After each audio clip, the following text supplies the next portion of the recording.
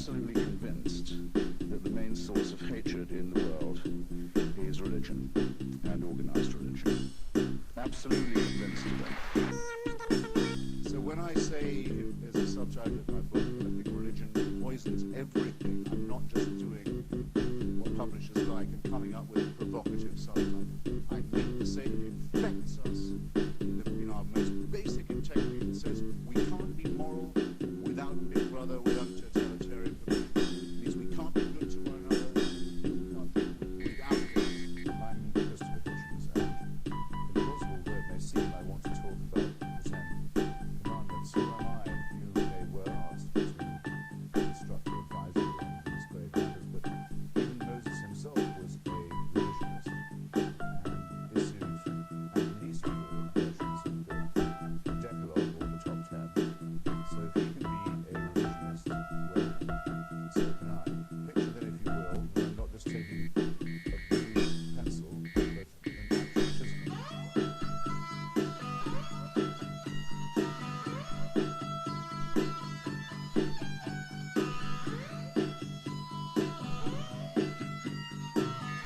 Yourself in the forehead. Yeah, do it. Hit him.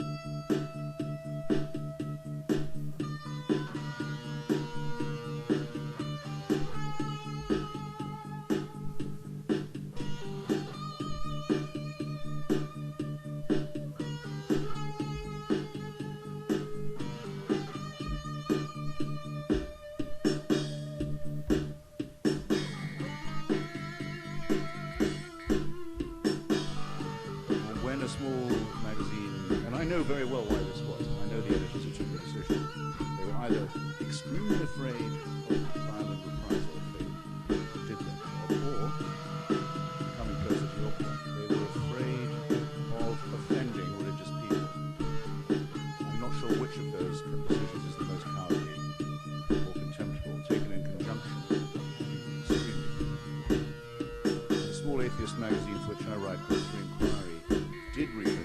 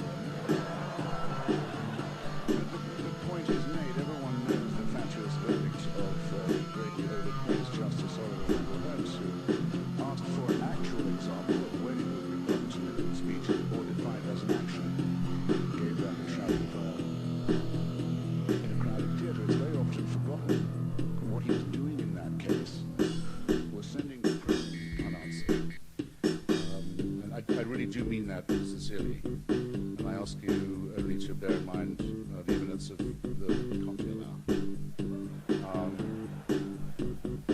Okay, and I did think there'd be someone else here, as there has been everywhere else I've been on this tour, since we started in Little Rock about 6 months ago, went on a wonderful swing through Dixie, where I wish you could all have been there.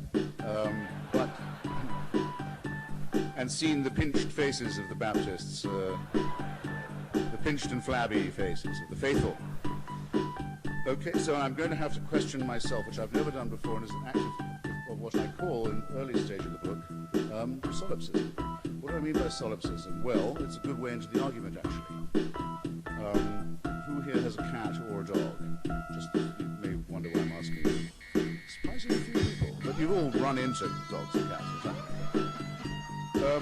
What is the worldview of the cat? Worldview of the cat? No, start with the dog. What's the worldview of the dog? The dog is given by you food, shelter, water, love, affection, and it thinks you're God. The cat is given food, warmth, shelter, and love, but it thinks it's God. Religion makes the following appeal to us, which is why I say it poisons everything, because it goes to the deep nature of our self-respect, and our humanity, and our integrity. It makes the following bid to us. It says, you are born sinful. You're born guilty. You're guilty of crimes that were committed before you were born. You are not able to evade them. Your sin is original. You're made from dust, or in the Quran, from a clot of blood. Your Creator is not in a very good mood with you. There's no reason why he should be, given what piece of excrement you basically are. That's the masochistic element of it. But after this thoroughgoing abjection, thoroughgoing demand that you throw aside all your self-respect, you're told there is, however, some redeeming news. The universe is designed with you in mind. The cosmos cares what happens to you. And if you will continue to abject yourself like a serf in front of God, you may hope for the forgiveness of sins, for eternal life, and for a divine plan. In other words, the maximum appeal to the abject, the servile, the maximum appeal to the self-centered. Christopher Hitchens, as we agreed, begin first with your opening statement. Thank you, President. Thank you very much to the Monk family, philanthropists, for making this possible. 7 minutes, ladies and gentlemen, for the foundational argument between religion and philosophy. Maybe hardly time to praise my distinguished opponent, in fact I might have to seize a later chance of doing that. I think 3.5 minutes for metaphysics and 3.5 for the material world won't be excessive, and I have a text. And it is from, because I won't take a religious text from a known extremist or fanatic. It's from Cardinal Newman.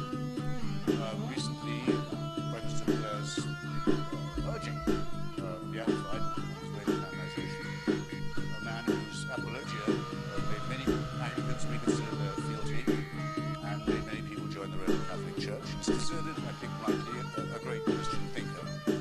My text from the Apologia. The Catholic Church said Newman, holds it better for the sun and moon to drop from heaven, for the earth to fail, and for all the many millions on it to die, in extremest agony, than that one soul, I will not say will be lost, but should commit one venial sin, should tell one willful untruth, or should steal one farthing without excuse. You'll have to say it's beautifully phrased, ladies and gentlemen. But to me, and here's my proposition, what we have here, and picked from no mean source, is a distillation of precisely what is twisted and immoral in the faith mentality. It's essential fanaticism, its consideration of the human being as raw material, and its fantasy of purity.